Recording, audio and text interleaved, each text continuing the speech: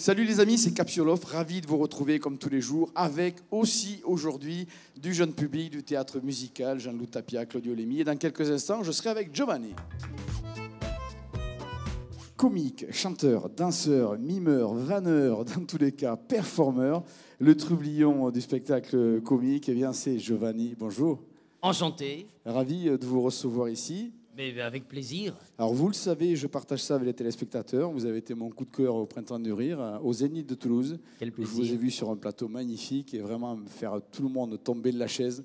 C'était une performance incroyable. Du coup, j'ai beaucoup de plaisir à vous recevoir ici. Je suis content pour les spectateurs du festival qui peuvent vous voir aussi niveau que ça à 15h30. Alors, comment décrire votre univers? Je vais le sortir d'entrée. Moi, la référence avec Jim Carrey me saute aux yeux. Oui, c'est ce que je dis toujours. Il m'a tout piqué 20 ans avant que je fasse de la scène, en fait. Il était très fort. Il était le précurseur de ce que j'allais faire. Mais oui, on me surnomme un peu le Jim Carrey français par rapport à l'énergie, les grimaces et tout ça. Le spectacle est un peu plus pluridisciplinaire, c'est-à-dire qu'il n'y a pas que ça. Je chante, je danse, voilà, tout ce que je dis, mimeur, vanneur et machin, tout ça. Oui, c'est exact. Je fais beaucoup de choses. C'est tout public, c'est pluridisciplinaire, c'est très énergique. Je danse sur du Beyoncé. Voilà, il y a des trucs qui explosent de partout, tout ça. Donc voilà, c'est vraiment. C'est pour ça que l'univers est grand, le sien est compliqué. On voulait axer sur un univers un peu barré, et c'est un peu ce que je présente. Voilà. C'est complètement ça, sauf que, en général, on trouve des spectacles comiques, on trouve des spectacles de danse, des spectacles musicaux. Comment vous faites pour condenser tout ça? En fait, les gens pensent que je suis schizophrène, mais c'est faux, je suis plus nombreux que ça. C'est un mélange de plein de choses. J'ai eu la chance de voyager dans le cirque, dans le cabaret, dans le musical, dans le théâtre, dans le cinéma, du stand-up, dans la danse, dans ça, dans le hip-hop. Et donc du coup, voilà, pendant 1h30, je présente pas mal de choses et dans le prochain spectacle, il y en aura encore plus. Ça, c'est ce qu'on attend avec impatience. Mais en attendant, on a le temps de profiter de celui-là, puisque je vous le rappelle, vous êtes tous les jours au Cinévox à 15h30 jusqu'au 30 juillet. Exactement. Alors, avec un spectacle, alors comment donner le sens du spectacle, le fil rouge à nos téléspectateurs? En fait, je parle un petit peu comment je suis devenu artiste, comment c'est compliqué d'être moi quand je suis capable de faire plein de choses et forcément j'ai du mal à me concentrer surtout, puisque je suis un petit peu artiste malgré moi et authentique malgré moi, puisque voilà, le fait de pouvoir toucher à tout et de présenter un spectacle pluridisciplinaire, à un moment je m'y perds. Et donc voilà, j'explique un petit peu je passe beaucoup du coq à l'âne dans le spectacle et en même temps on comprend un peu comment je suis devenu cet artiste justement qui un petit peu touche à tout, quoi. Alors, l'intérêt de ce magnifique festival d'Avignon, c'est aussi de croiser des artistes. Alors, ceux que vous voyez à la fin, ceux qui n'ont jamais vu votre spectacle, il y en a de moins en moins, mais il en reste, heureusement d'ailleurs. Cela étant, quand vous les rencontrez à l'extérieur, après le spectacle, je dis bien, ils ne peuvent pas s'imaginer avoir assisté à ce qu'ils ont vu lorsqu'ils y sont entrés. C'est gentil.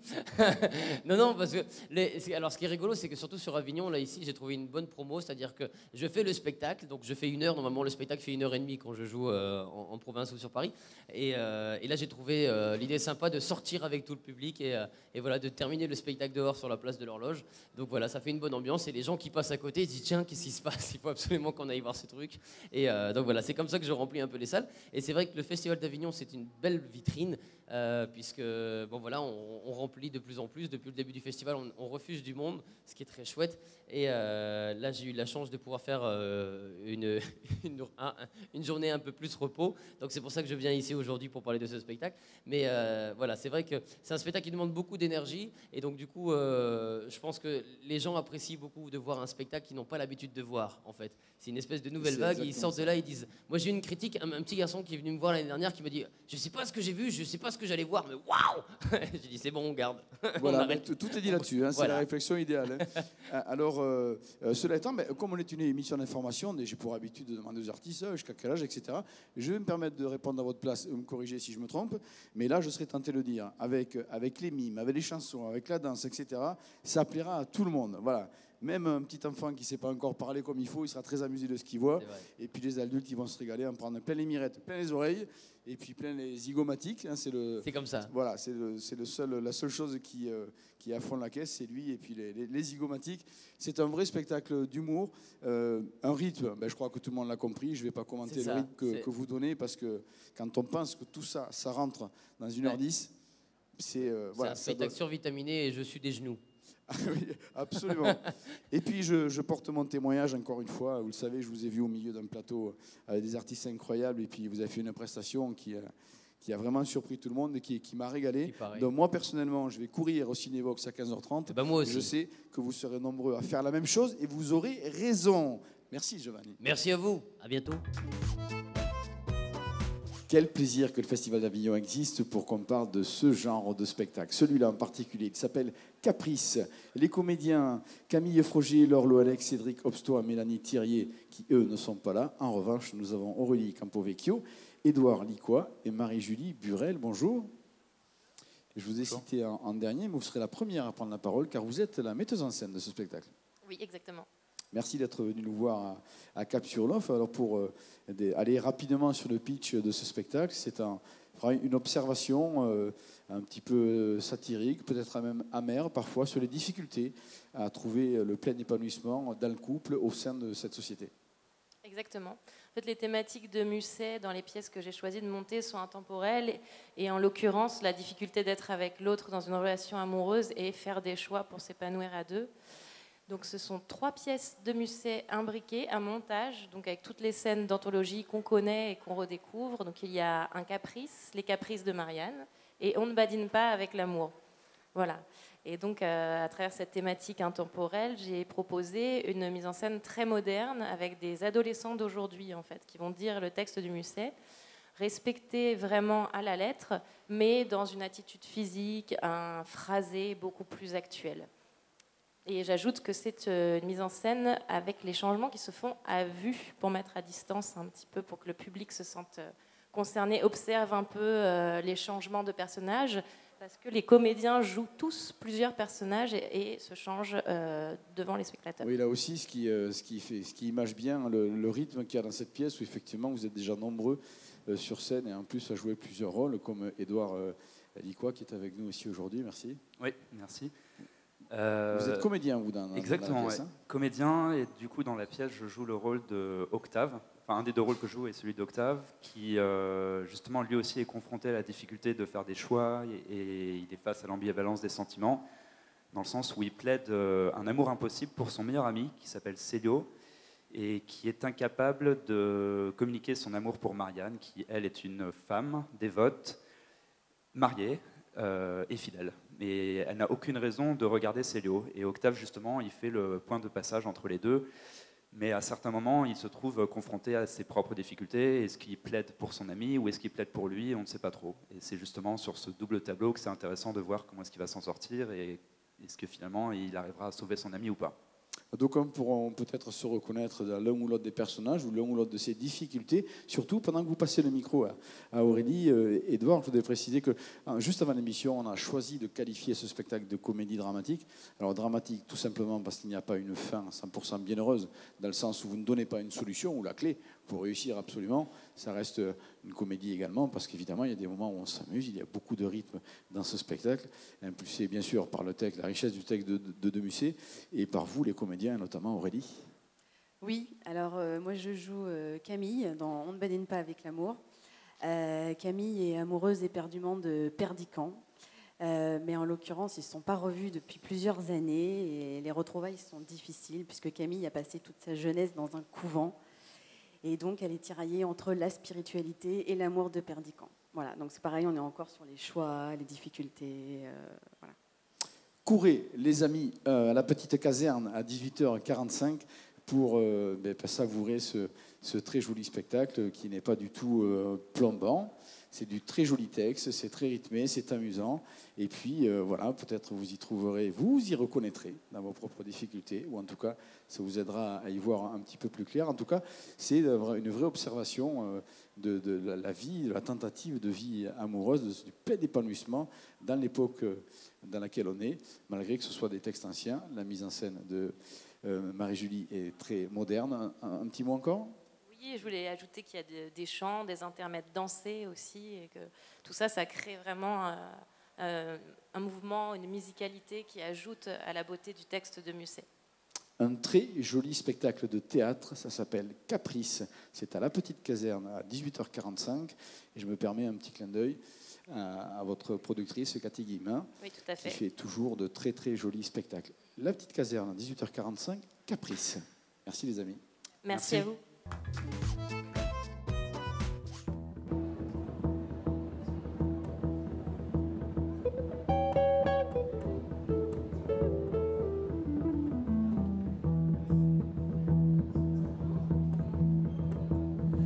tam tam des yé yé yé, ni les gris gris que tu portais, la du wrong wrong que tu écoutais, au bal doom doom où tu dansais. Non, rien n'aura raison de moi, j'irai te chercher ma Lolita chez les yé yé, sous les tam tam des yé yé yé. Je fais du ram dame, je me connais. Oui, à sing sing, je finirai. J'ai un coupe à condamner. Mais rien n'aura raison de moi, j'irai te chercher ma Lolita chez les yé yé, sous les tam tam des yé yé yé. Fais un flashback au temps passé. Est-ce que t'entends ce que je te disais? Je suis fou de t'aimer. Mais rien n'aura raison de moi, j'irai te chercher ma Lolita chez les yé yé. Ni les tam tam des yé yé yé, ni les gris gris que tu portais, la du wrong wrong que tu écoutais, au bal doom doom où tu dansais. Non, rien n'aura raison de moi, j'irai te chercher ma Lolita chez les yé yé, sous les tam tam des yé yé yé. Je fais du ram tam, je me connais. Oui, à sing sing, je finirai. J'ai un coupe à condamner. Mais rien n'aura raison de moi, j'irai te chercher ma Lolita chez les yé yé.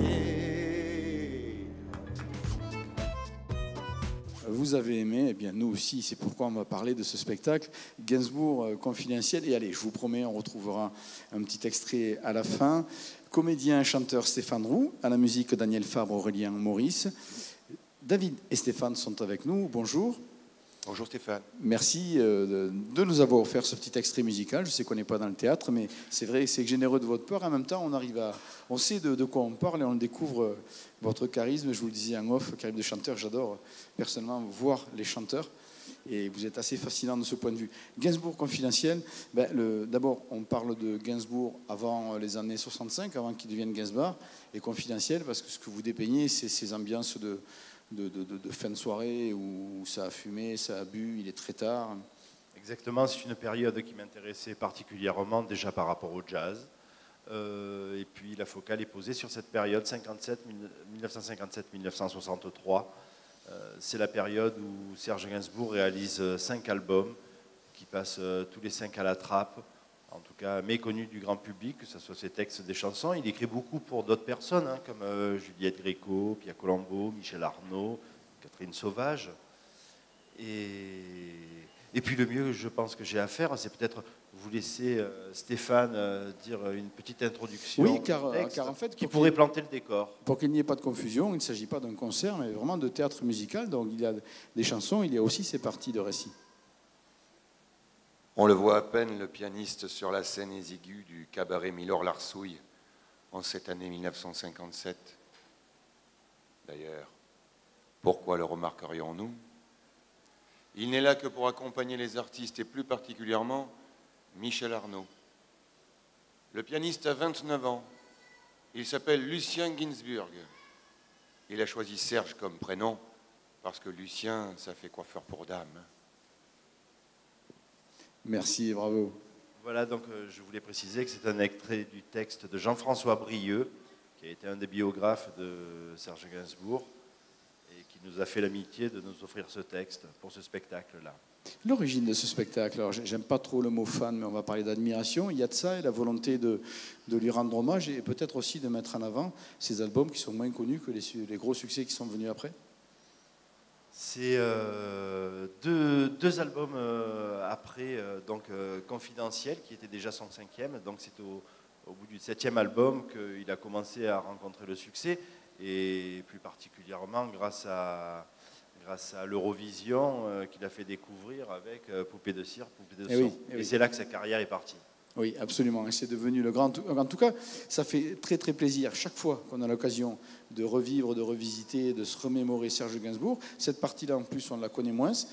C'est un personnage complexe, Serge Gainsbourg, qu'on aime encore une fois, mais avec ce spectacle, on arrive à le comprendre un peu mieux aussi, au travers, en expliquant, en racontant cette période et la manière dont il vivait. Exactement. C'est une période en plus doublement intéressante parce que elle est assez sombre, elle va assez bien avec la musique jazz. C'est pour ça qu'on a fait le choix de l'orchestration contrebasse et guitare. Je pense qu'il plante cette ambiance des cabarets rive gauche dans lesquels se produisaient à l'époque et ont démarré tous les Brel, les Ferré, les Brassens. Ça s'appelle Gainsbourg Confidentiel. C'est au Théâtre du Petit Chien à 19h10. Et je l'ai dit, je vous le dois, on se quitte en musique. Merci, bon festival. Grand merci Stéphane. L-A-E dans la T-I-T-I-A. L-A-E dans la T-I-T-I-A. Sur ma Remington portative, j'ai écrit ton nom, Laetitia. L-A-E dans la T-I-T-I-A. Laetitia, les jours qui se suivent, hélas, ne se ressemblent pas. L-A-E dans la T-I-T-I-A.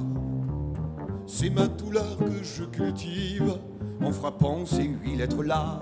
L-A-E dans la T-I-T-I-A. C'est une fleur bien maladive, je la touche du bout des doigts. L-A-E dans la T-I-T-I-A. S'il faut aller à la dérive, je veux bien y aller pour toi. L-A-E dans la T-I-T-I-A. Ma raison en définitive se perd dans ces 8 lettres-là. L-A-E dans la T-I-T-I-A. Sur ma Remington portative, j'ai écrit ton nom, Laetitia. L-A-E dans la T-I-T-I-A. L-A-E dans la T-I-T-I-A. Les entretiens d'embauche, c'est le titre d'un spectacle et forcément, imaginez-le bien, quel terrain de jeu, qu'est-ce qu'il y a comme chose à faire pour rire autour de ce moment auquel on est nombreux à être passés. Et puis c'est vrai que ça peut être très très rigolo, en tout cas ça l'est dans le spectacle avec Mathias Seigné et Eugénie Deboin. Bonjour. Bonjour. Bonjour. Merci d'être venu nous parler de ce spectacle. Je suis persuadé que ça doit être terriblement drôle d'aborder ce sujet-là déjà. Absolument. Terriblement drôle, voilà. Ça se voit sur nos têtes déjà, je pense. Non, c'était un sujet porteur parce que déjà c'est théâtral en soi l'entretien d'embauche. Il y a une lutte de pouvoir qui se joue, on se vend, il y a une tension, c'est-à-dire qu'il faut se vendre. Donc il y a quelqu'un qui va décider, l'autre qui doit se vendre. Et donc plus largement c'est le thème de la sélection parce que ça ne parle pas que du monde du travail. Mais c'est un sujet porteur et en même temps qui a l'avantage d'être théâtral puisque une table, 2 chaises et on y va, on n'a pas besoin d'autre chose. On essaye de faire un spectacle interactif on va dire. Et improvisé, donc qui change chaque jour. De toute façon, l'interactivité, je pense que oui, c'est une bonne idée évidemment de l'appliquer. Maintenant, tout le monde peut être rapidement un petit peu comédien pour l'avoir tous vécu ou s'être engrossé de ce genre de situation. Sauf que dans le spectacle, évidemment, il y a l'entretien d'embauche tel qu'on peut l'imaginer avec le petit dérapage. Mais enfin, vous y allez, quoi. Il y a aussi, c'est caricaturé, tout ça, c'est fait pour rire avant tout. Même si ça démystifie peut-être un peu ce moment-là aussi. Ça permet de prendre un peu de hauteur ou de relativiser cette étape. De toute façon, on est sur de la comédie, comédie. Puis comme disait Mathias, c'est pas que des entretiens d'embauche à proprement parler, quoi. C'est un petit peu dérivé, c'est décalé sur la vie en général. Voilà, parce que finalement, dans la vie, on passe des entretiens d'embauche pour tout. Quand on a une relation amoureuse, c'est une sorte de relation d'entretien d'embauche. Oui, voilà. Bien sûr. De sélection, en tout cas. Absolument. Mais bon, c'est vrai qu'on aime bien se faire des petites blagues. Voilà. Hein ? Ouais. Non ? Si. Vous avez bien raison. Voilà. puisqu'on est là pour rire, et puis notamment lorsqu'on choisit d'aller voir ce spectacle, les entretiens d'embauche, où le rire, ben évidemment, il est présent, vous l'aurez compris, il y a d'interactivité, vous participez, et puis ça va vous toucher, parce que voilà, on est tous passés par un petit moment de sélection dans sa vie, et c'est pas fini, et ça permet d'en rire, et peut-être d'en avoir moins peur aussi. Ah bah oui, j'espère. Alors, je tiens à préciser que nous, on a gagné un prix, en fait, Ah oui. la Salamandre d'Or 2017. Elle ne dort que d'un Festival, œil. voilà. Vous voyez pourquoi il ne faut pas trop faire d'impro non plus. Hein. Ça veut dire que vous avez passé une sélection, vous l'avez gagnée, donc ça démystifie Voilà. là aussi. Et donc le prix, c'était de faire le festival à Avignon, tout frais payé. Donc on fait un coucou à Cathy Guillemin, voilà, qui a organisé ce festival. Merci. Et qui nous permet de jouer et qui produit maintenant le spectacle. Donc nous, on est là sans pression, quoi. Ouais. Voilà, on choisit notre public, du coup. Eh ben ça, c'est un vrai cadeau. Choisissez celui qui a envie de rire, parce que c'est ce qui se passe à la petite caserne où vous jouez à 17h. Le spectacle s'appelle Entretien d'embauche. C'est jubilatoire. Et restons à la petite caserne, parce que c'est bien la petite caserne. D'autant qu'on va parler d'un spectacle qui s'arrête le 22 juillet, donc il faut se dépêcher d'aller donc à 20h30 pour ce spectacle qui s'appelle Belle-Sœur, avec notamment Geoffroy Deschrevel, qui n'est pas sur le plateau, mais c'est le seul. Tous les autres sont là. Valérie Blume, Geoffroy Deschrevel, qui n'est pas là, pardon, Maël Desmartins, Béatrice Fabiani, Zaya Guinchard, Maël Le Kenven et Léa Poudrel. Bonjour à tous, merci d'être venus au presque complet jusqu'à Capsolof. Merci à vous. Pour nous parler de cette belle comédie tonitruante. Alors voilà, on pourrait vraiment vivre cette situation, c'est-à-dire on reste des êtres faibles pour la plupart, et donc il y a une réunion amicale familiale avec des couples établis, etc. Puis il y a une fille extrêmement jolie qui vient troubler tout le monde, et là tout se bouscule un petit peu dans la tête, et ce qui crée le comique de la situation. Tout à fait. C'est l'histoire de trois frères donc, qui se donnent rendez-vous à dîner chez l'un des trois. Chacun arrive avec sa femme. Et de fil en aiguille, le dîner dégénère petit à petit. Il y a des révélations qui commencent à se faire. Alors tout ça, c'est dans une mise en scène très dynamique d'Arnaud Alain, notre metteur en scène. Beaucoup de rythme, de la musique, des chants, de la danse. Bon, j'en dis pas plus pour vous laisser une part de surprise. Les comédiens passent de très bons moments sur scène. J'ai l'impression que les spectateurs aussi, en tout cas, on espère. Voilà, c'est l'écho qu'on en a ici. Évidemment, les spectateurs se régalent, et c'est une vraie comédie de boulevard. Absolument, pour le coup. C'est une comédie où tout le monde peut se retrouver, se reconnaître, parce que c'est des moments de vie que chacun a pu vivre ou entendre parler d'eux, des émotions comme ça, très, très émouvantes, et chacun de nous a une partie très, très fragile. Chaque personnage est fragile et chaque personnage est sympathique, parce qu'on a tous une fragilité, des moments d'émotion à donner. Et c'est très varié, très rythmé.